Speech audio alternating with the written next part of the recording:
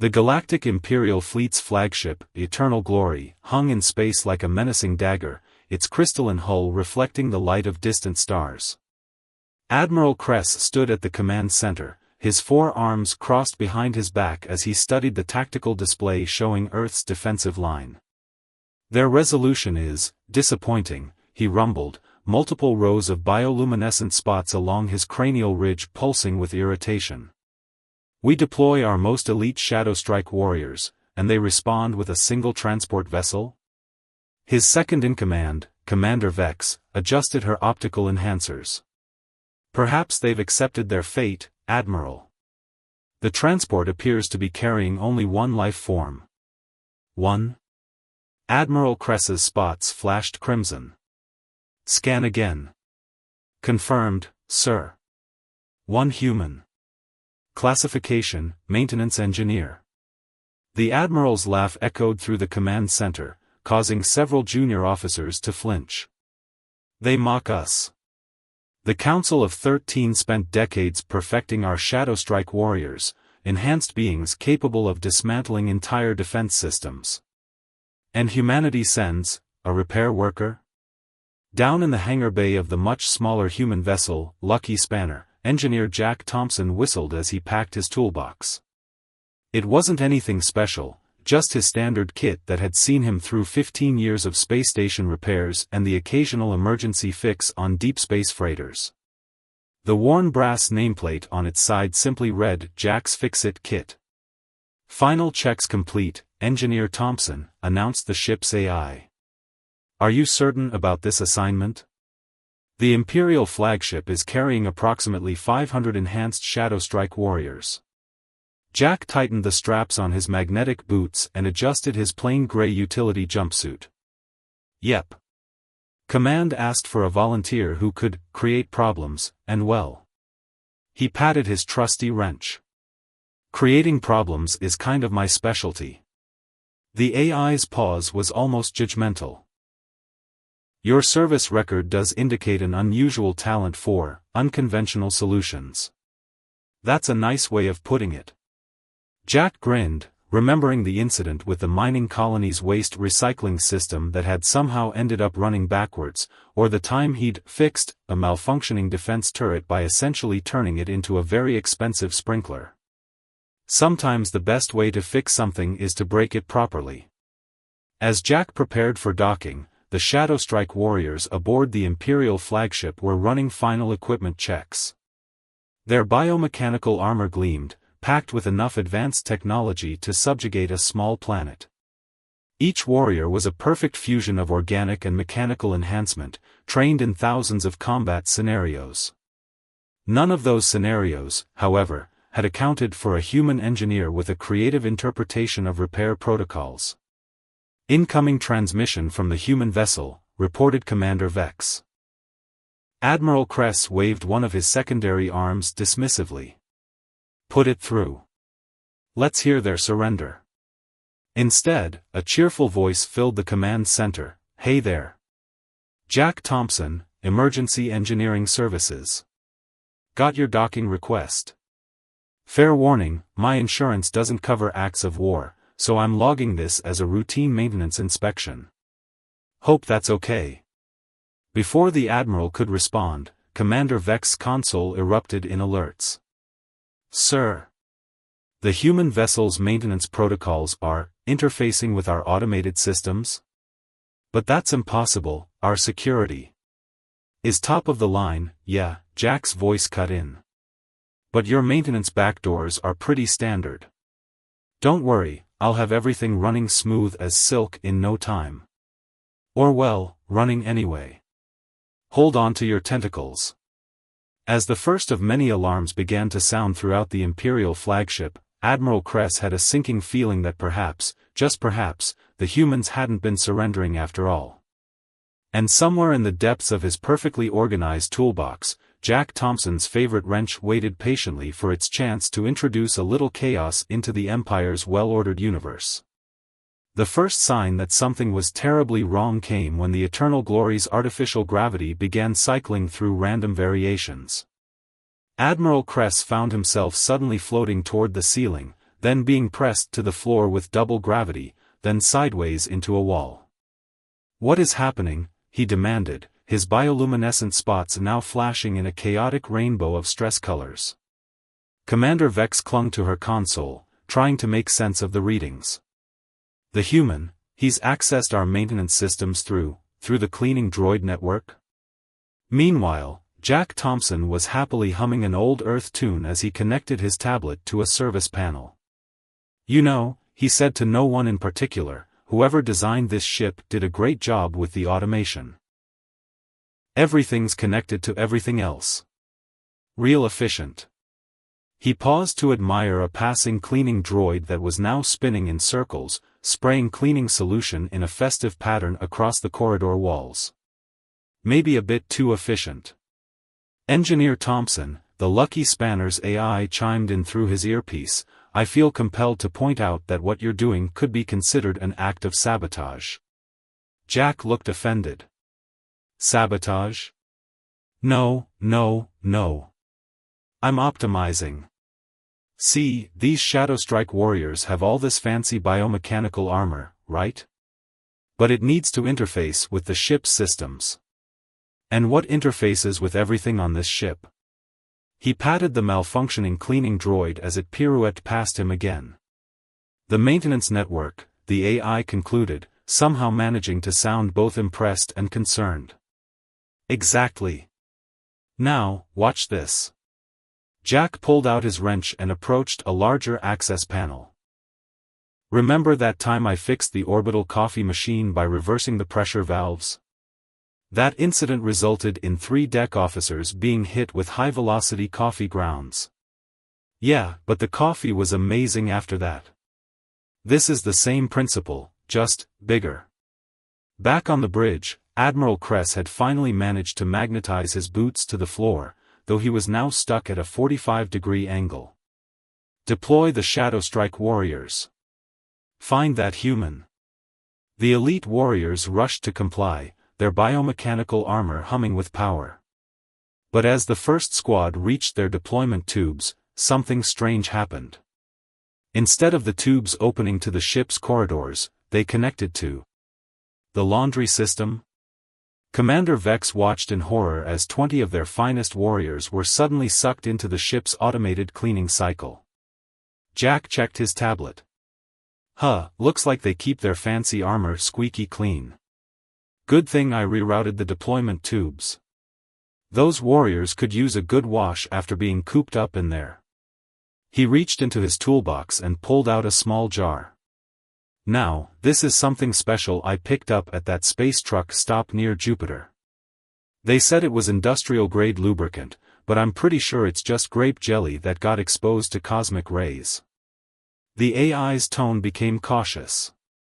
"And what do you plan to do with that?" "Well, I noticed their automated loading systems use a lot of hydraulics. And you know what happens when you introduce organic matter into a hydraulic system?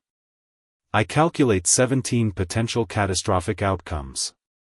Jack beamed. "I know. Isn't it exciting?" He started unscrewing the nearest hydraulic line. "Don't worry, I'm pretty sure at least some of those outcomes will be fun to watch. Besides, grape jelly is basically a fruit, and fruits are healthy, right?"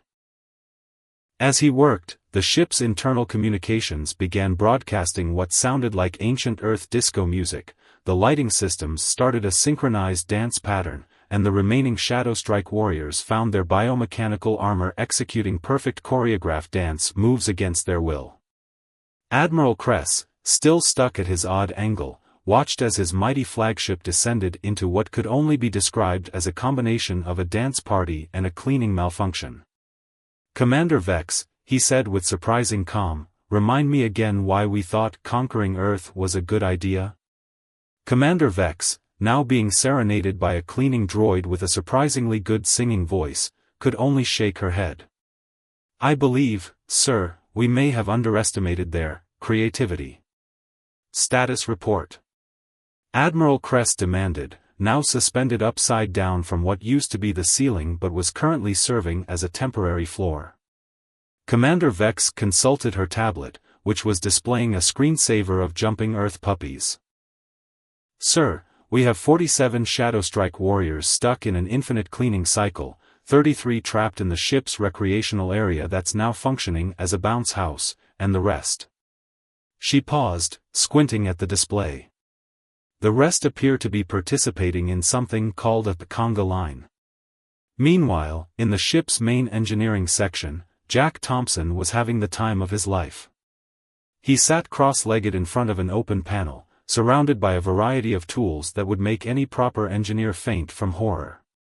"See, the problem with these fancy ships," he explained to a malfunctioning security drone that was now following him around like a lost puppy, "is that they overthink everything. Take this quantum processing core, for example." He held up what appeared to be a crystal sphere pulsing with complex mathematical equations. "Beautiful piece of tech. Processes 1 billion calculations per second." The security drone beeped questioningly. "Exactly. It's too complex. You know what I found works just as well?" Jack reached into his toolbox and pulled out an ancient calculator with googly eyes glued to it. "This baby right here. Got it at a dollar store back in 2020. Sure, it can only do basic math, but sometimes that's all you need." He proceeded to wire the calculator into the quantum core's housing. "Besides, I've found that if you introduce enough primitive technology into advanced systems, they either have an existential crisis or develop a sense of humor. Both are fine by me." The results were immediate and spectacular. Throughout the ship, the advanced AI systems began processing everything through the lens of simple arithmetic. The ship's threat assessment system, previously capable of analyzing millions of combat variables, now rated threats on a scale of 1 to 10, complete with happy or sad face emojis. "Sir," Commander Vex called out, "our advanced targeting system is now playing tic-tac-toe with itself." Admiral Kress, who had given up on maintaining dignity and was now floating in a meditative pose, simply sighed. "And the Shadowstrike warriors?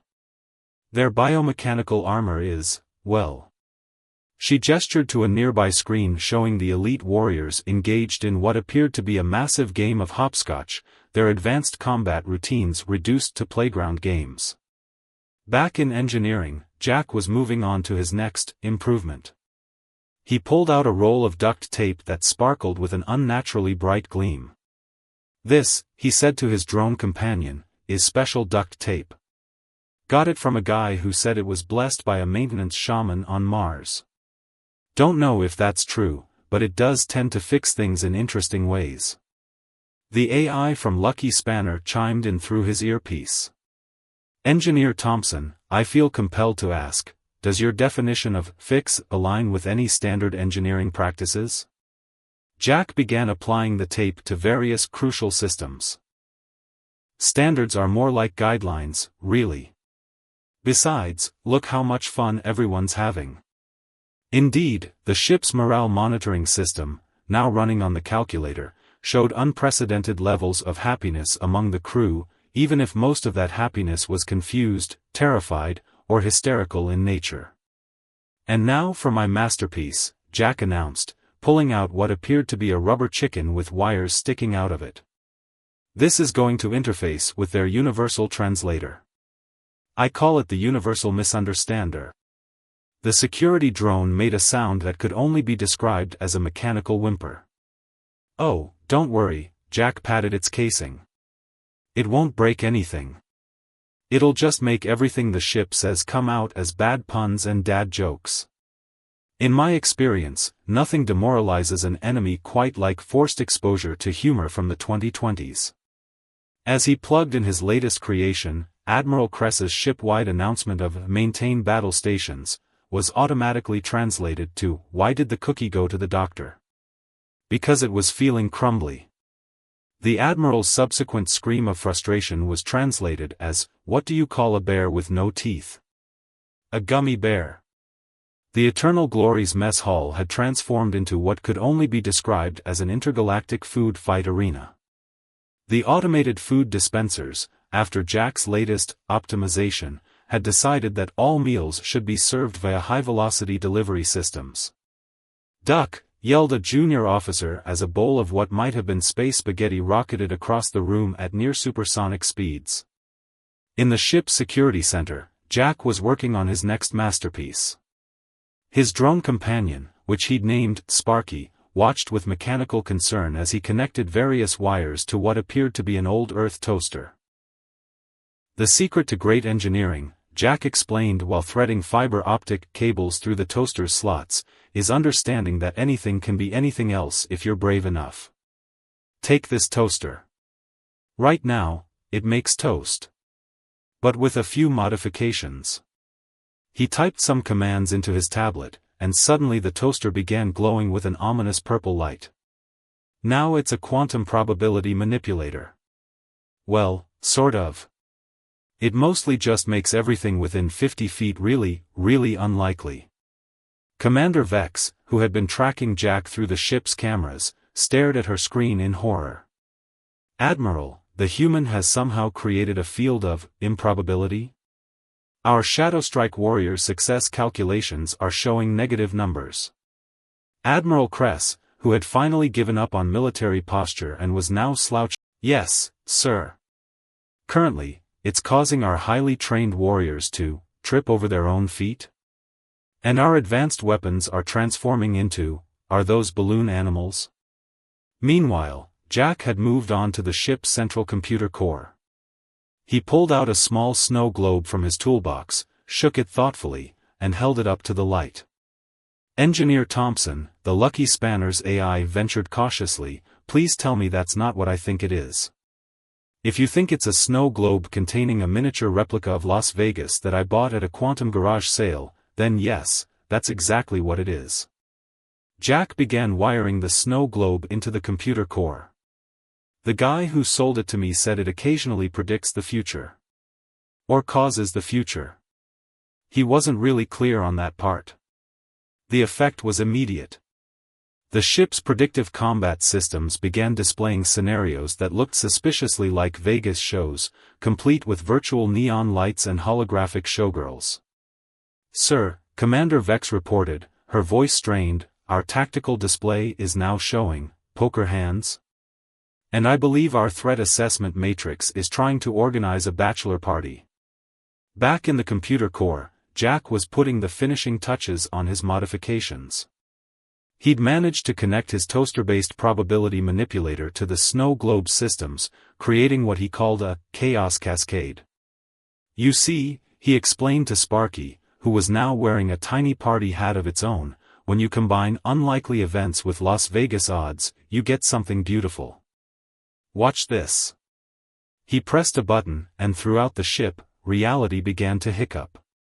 The Shadowstrike warriors' advanced armor started executing perfect synchronized swimming routines, in mid-air. The ship's defense turrets began shooting confetti. And the emergency alert system started playing what sounded suspiciously like Elvis Presley songs. What happened to the laws of physics? Commander Vex whispered, watching as a group of elite warriors floated past the bridge windows, performing a perfect rendition of Viva Las Vegas, while their armor sparkled like disco balls. "I believe," Admiral Kress said with the calm of someone who had completely given up on understanding the situation, "that they went to Vegas, Commander. They went to Vegas." And in the computer core, Jack Thompson smiled as he pulled out his next tool, a rubber ducky with an antenna that hummed ominously.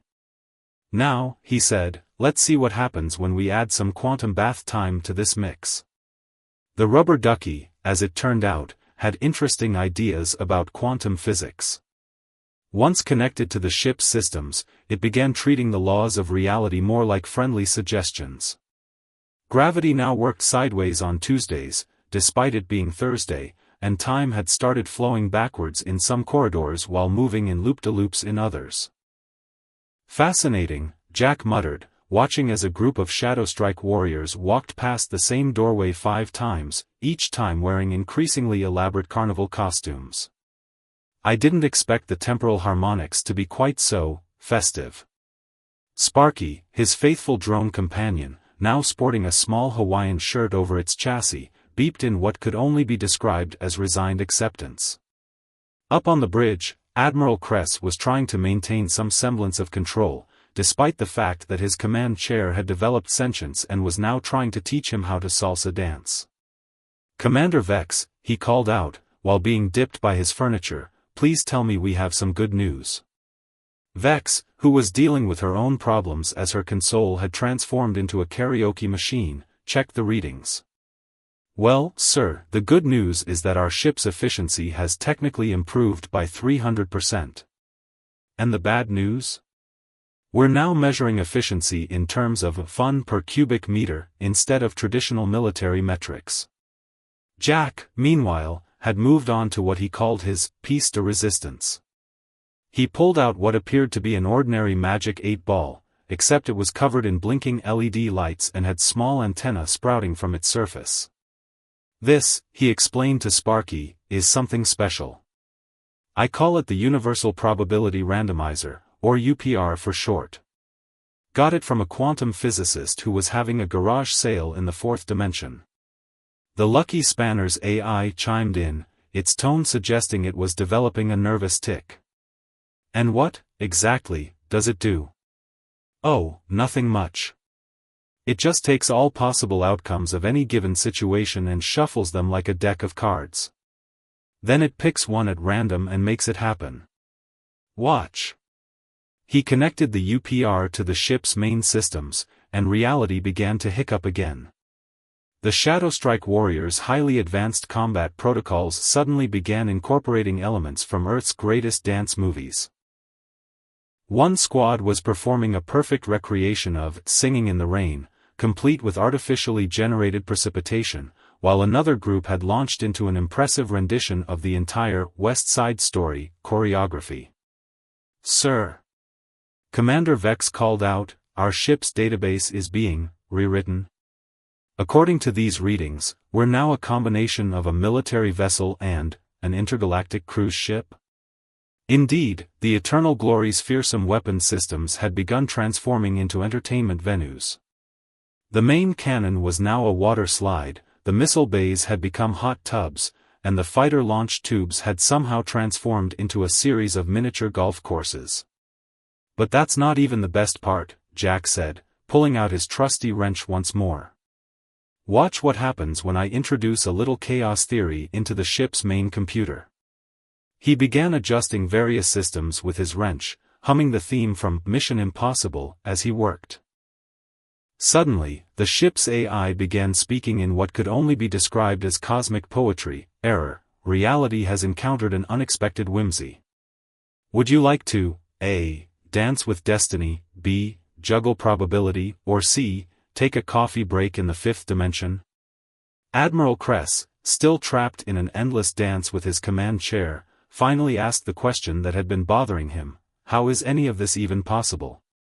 "Oh, that's simple," Jack's voice came through the ship's computers, which were now displaying lava lamp patterns. "You see, the universe runs on rules, but nobody ever said those rules couldn't have fun. I just introduced a little creativity into your overly rigid systems. Think of it as mandatory team building." As if to emphasize his point, the ship's artificial gravity decided to take a lunch break, leaving everyone floating in a zero-G environment that seemed to be playing The Blue Danube on an infinite loop. Admiral Kress had finally reached what humans would call his Zen moment. Floating peacefully in the anti-gravity bridge, wearing a Hawaiian shirt that had mysteriously replaced his uniform, he watched as his mighty warship continued its transformation into what could only be described as a cosmic carnival. "Commander Vex," he said, his voice surprisingly serene, "what's our current status?" Vex, who was now wearing a party hat that wouldn't come off, consulted her console, which had transformed into a fortune-telling machine complete with crystal ball interface. "Well, sir, according to these readings, everything is broken, but in a way that technically works better than before." Meanwhile, deep in the ship's engineering section, Jack Thompson was putting the final touches on what he called his masterpiece of mayhem.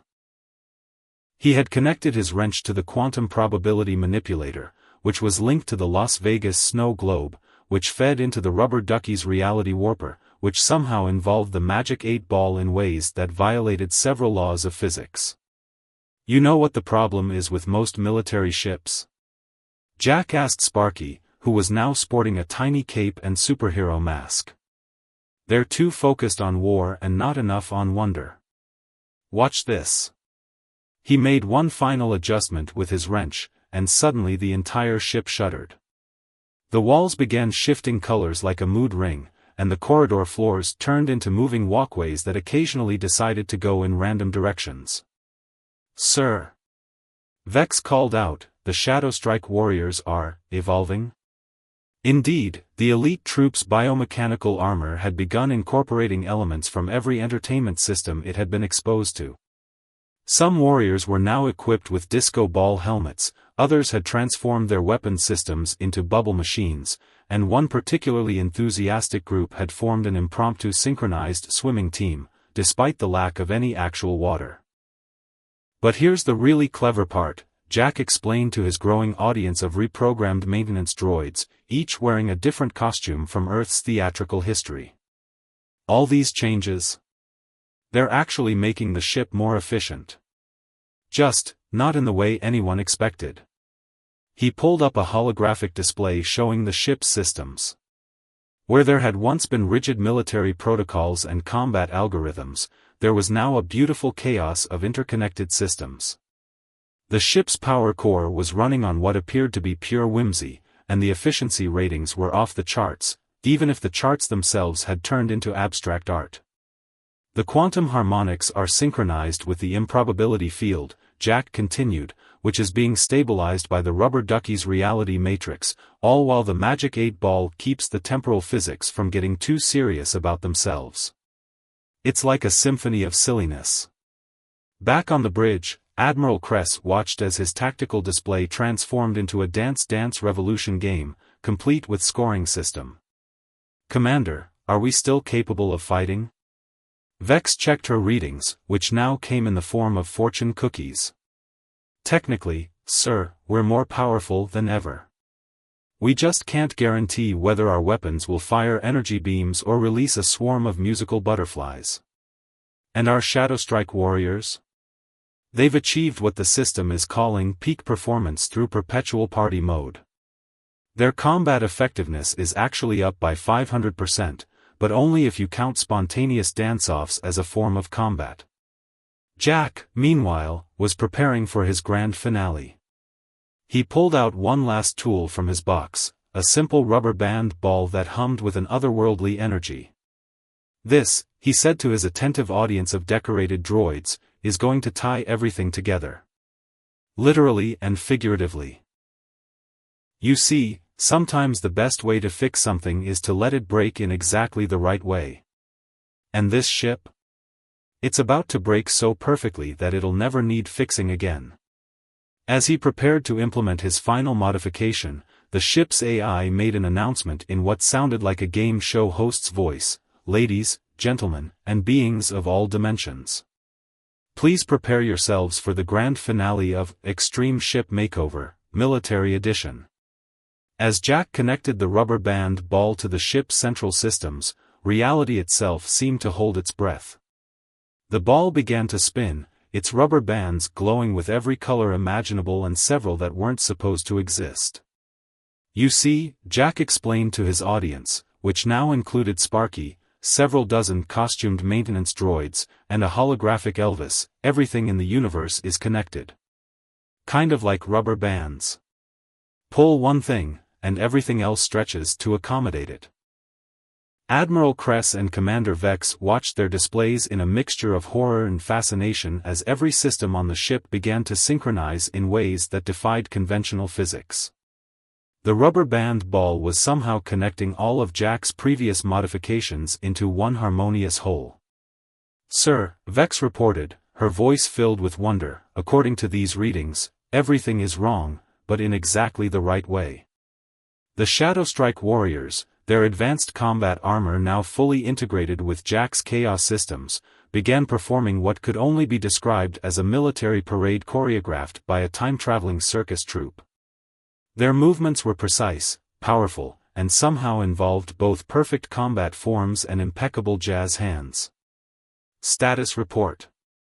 Kress called out, even as his command chair began spinning in harmony with the ship's new rhythm. The ship's efficiency is at 1000%, no, 2000%, the numbers keep going up. Vex watched as her console transformed into a combination of a disco ball and a tactical display. We're more powerful than ever, but in ways that make absolutely no sense. Jack stood in the engineering bay, his trusty wrench held high like a conductor's baton. And now, for the grand finale. He gave the rubber band ball one final adjustment, and everything happened at once. The ship's quantum probability field emerged with the Las Vegas odds calculator, creating a cascade of lucky coincidences that somehow improved every system it touched. The rubber ducky's reality warping merged with the magic 8 balls randomness to create what Jack called organized chaos theory. And the toaster-based probability manipulator tied it all together with the power of unlikely events made inevitable. Throughout the ship, impossible things began happening in perfect synchronization.